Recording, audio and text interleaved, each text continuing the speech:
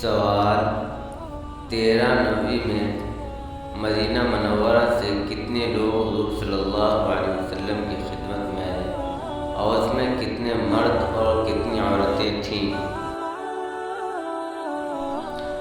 جواب: 74 سے زیادہ تھے، جن میں 2 عورتیں تھیں۔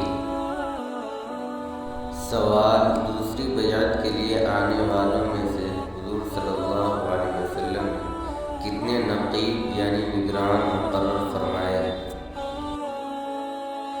جواب: 12 نگران مقرر فرمائے۔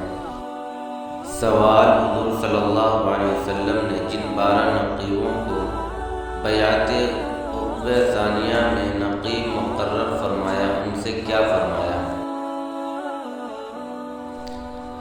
جواب: حضور صلی اللہ علیہ وسلم نے فرمایا، ہم لوگ اپنی قوم کی تعلیم و تعلم کے ذمہ دار ہوں، جیسا حضرت عیسیٰ علیہ السلام کے حواری ذمہ دار تھے۔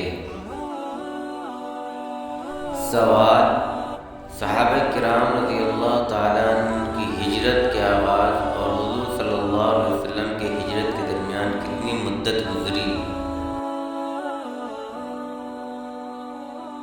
جواب: تقریباً 2.5 مہینہ۔